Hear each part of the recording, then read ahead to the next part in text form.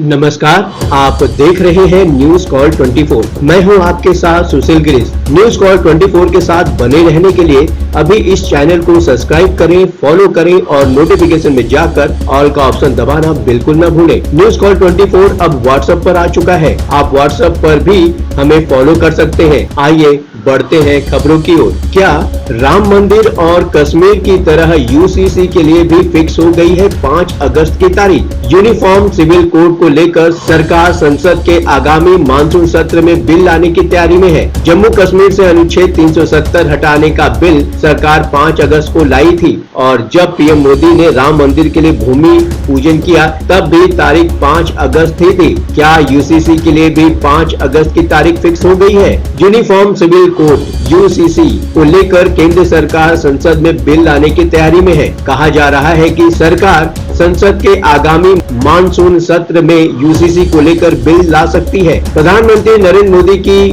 ओर से भोपाल में दिए गए बयान के बाद चीजें उसी दिशा में तेजी से आगे बढ़ती हुई भी नजर आ रही है। लॉ कमीशन ने यूसीसी को लेकर आम नागरिकों की राय मांगी है। वहीं अब संसदीय स्थायी समिति ने भी यूसीसी को लेकर 3 जुलाई को बैठक बुला ली है। कानून मंत्री अर्जुन राम मेघवाल पहले ही कह चुके हैं कि यूसीसी को लेकर 13 जुलाई तक इंतजार करना चाहिए। पीएम मोदी के यूसीसी को लेकर बयान के बाद अब चीजें तेजी से उसी दिशा में बढ़ती जा रही हैं। केंद्र सरकार और बीजेपी के सूत्रों की माने तो संसद के आगामी मानसून सत्र में यूसीसी को लेकर बिल लाने की पूरी तैयारी की जा रही है। 5 अगस्त की तारीख और बड़े मामलों को लेकर बीजेपी के स्टैंड का कनेक्शन देखें तो भी संकेत यही है कि यूजीसी को लेकर बिल मानसून सत्र के दौरान संसद में पेश किया जा सकता है और वह भी 5 अगस्त को ही। संसद के मानसून सत्र कब शुरू होगा, कब तक चलेगा, इसको लेकर तारीखें अभी सामने नहीं आई है, लेकिन माना जा रहा है कि मानसून सत्र 17 जुलाई से शुरू हो सकता है। संसद का ये सत्र 17 जुलाई से शुरू होकर 10 अगस्त तक चल सकता है। ऐसे में 5 अगस्त की तारीख मानसून सत्र के कैलेंडर के हिसाब से भी फिट बैठती है। आखिरकार ये सवाल उठता है, यूसीसी से संबंधित बिल को लेकर 5 अगस्त की तारीख ही क्यों? इसका जवाब हमें पिछले कुछ साल के बड़े फैसलों, बड़े मामलों में मिलता है। बीजेपी के 3 बड़े मुद्दे रहे हैं जिन्हें वो चुनाव में दमदारी से उठाती रही है, सत्ता में आने पर पूरा करने का वादा करती रही है। एक राम मंदिर, दूसरा जम्मू कश्मीर से अनुच्छेद 370 और तीसरा समान नागरिक संहिता का। बीजेपी अपने 3 फ्लैगशिप वादों में से 2 राम मंदिर और जम्मू कश्मीर से अनुच्छेद 370 हटाने का वादा पूरा कर चुकी है और दोनों का ही 5 अगस्त का कनेक्शन है। ऐसे में क्या बीजेपी अपने तीसरे वादे को पूरा करने की दिशा में भी 5 अगस्त को ही कदम बढ़ाएगी? ये बड़ा सवाल है। सरकार ने भी अपने जम्मू कश्मीर से अनुच्छेद 370 हटाने का पूरा वादा किया था। इसके लिए सरकार संसद में बिल लेकर आई थी और तब तारीख थी 5 अगस्त 2019। तब जम्मू कश्मीर में जरूर हलचल थी, लेकिन सरकार इतना बड़ा कदम उठाने जा रही है इसका किसी को अंदाजा नहीं था। फिर इसके ठीक 1 साल बाद 5 अगस्त 2020 को दूसरे वादे को पूरा करने की दिशा में बड़ी पहल हुई। प्रधानमंत्री नरेंद्र मोदी ने 5 अगस्त 2020 को ही राम मंदिर के लिए भूमि पूजन किया था। दोनों बड़े मुद्दों पर बीजेपी की ओर से 5 अगस्त को ही उठाए गए हैं। ऐसे में ये सवाल वाजिब भी है।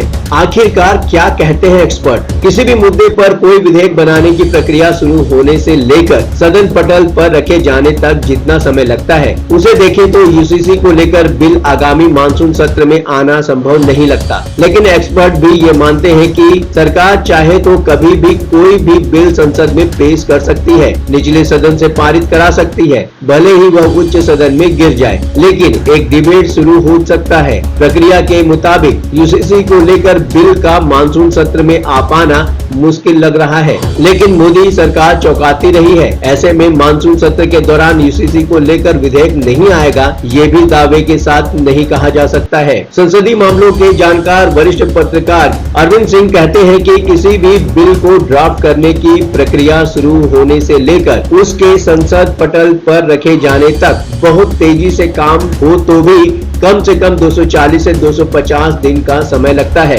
यूसीसी पर बिल के लिए अभी तो प्रक्रिया भी शुरू नहीं हुई, ड्राफ्टिंग कमेटी का गठन भी नहीं हुआ। ऐसे में ये बिल मानसून सत्र में पेश किया जाए ऐसा संभव नहीं दिखता। हालांकि वे साथ ही साथ ये भी मानते हैं कि सरकार चाहे तो बिल ला भी सकती है, भले ही वो राज्यसभा से पारित न हो पाए या स्टैंडिंग कमेटी को भेज दिया जाए। अब हम ये जानते हैं कि क्या है बिल लाने की प्रक्रिया। संसदीय मामलों के जानकार के मुताबिक जब किसी भी विषय पर कानून बनाना होता है उसके लिए एक निश्चित प्रक्रिया होती है। वे बताते हैं कि सबसे पहले ये स्थापित करना होता है कि इसे लेकर कानून की जरूरत क्यों है। इसमें अमूमन सरकारें कोर्ट की टिप्पणियों या लॉ कमीशन की सिफारिशों को आधार बनाती हैं। इसके बाद बात आती है ड्राफ्टिंग कमेटी पर। ड्राफ्टिंग कमेटी गठित की जाती है जिसका काम होता है कानून के लिए ड्राफ्ट तैयार करना। वे कहते हैं कि ड्राफ्टिंग कमेटी तमाम पहलुओं का ध्यान रखते हुए एक ड्राफ्ट तैयार करती है और फिर इसे कानून मंत्रालय को भेजा जाता है। इसके बाद कानून मंत्रालय इसका व्यापक अध्ययन करता है।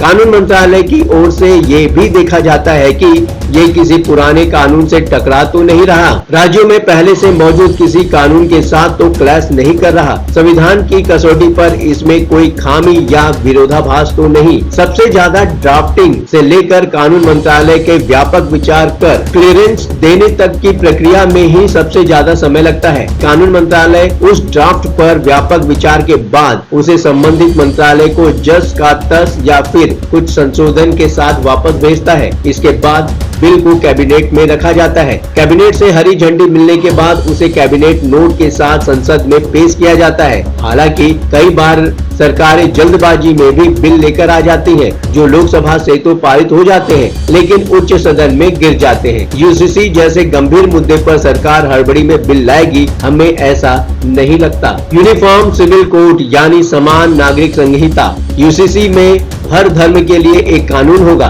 देश में सभी अलग अलग धर्मों के लिए शादी, तलाक, संपत्ति, उत्तराधिकार जैसे मसलों को लेकर अलग अलग कानून है। यूसीसी लागू होने के बाद हर धर्म के लोगों के लिए एक समान कानूनी व्यवस्था होगी। प्रधानमंत्री नरेंद्र मोदी ने भोपाल में बीजेपी के बूथ लेवल कार्यकर्ताओं से संवाद के दौरान यूसीसी को लेकर आगे कदम बढ़ाने के संकेत दिए थे। यूसीसी पर आपके विचार क्या हैं? आप हमें कमेंट के माध्यम से भेज सकते हैं। लगातार खबरों के लिए बने रहिए न्यूज़ कॉल 24 के साथ। नमस्कार।